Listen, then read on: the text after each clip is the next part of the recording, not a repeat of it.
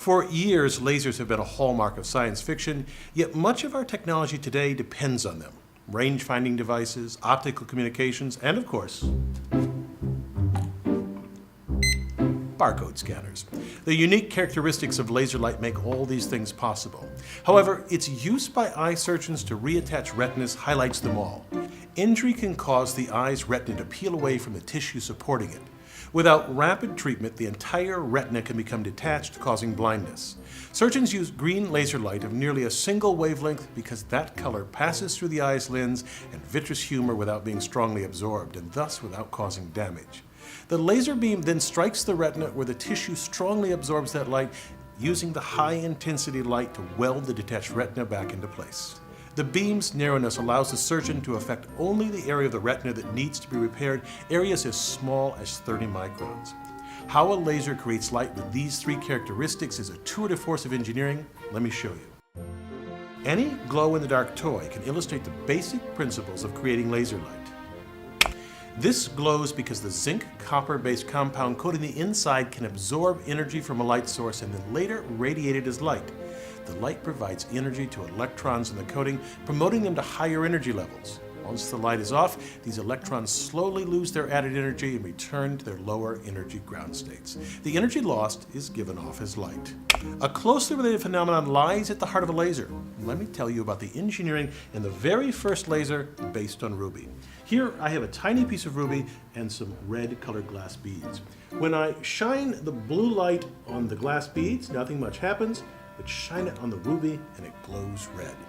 Unlike the glow-in-the-dark ball, the light appears immediately, and when I shut off the blue light, it disappears. In 1960, Ted Mayman demonstrated the first laser by taking a cylinder of ruby and surrounding it with a xenon arc flash lamp used in aerial photography. An intense burst of light from the lamp initiates lasing.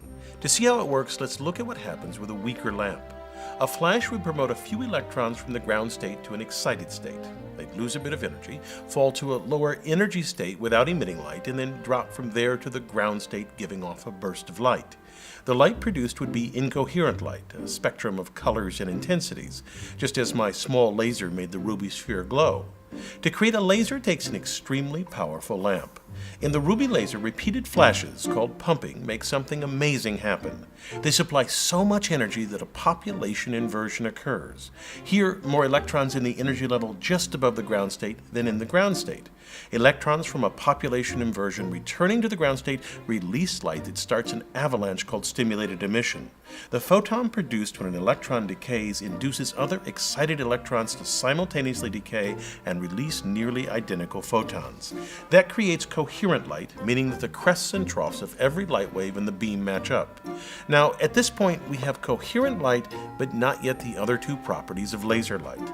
To get a narrow beam with all the light rays parallel and of a nearly single wavelength requires an addition to the ruby rod. Mayman silvered the ends to reflect the light within the ruby cylinder. He made the two ends of the rod astonishingly parallel to each other. From top to bottom, the distance between these two mirrors differs by no more than 200 nanometers. Inside this resonant cavity, two things happen.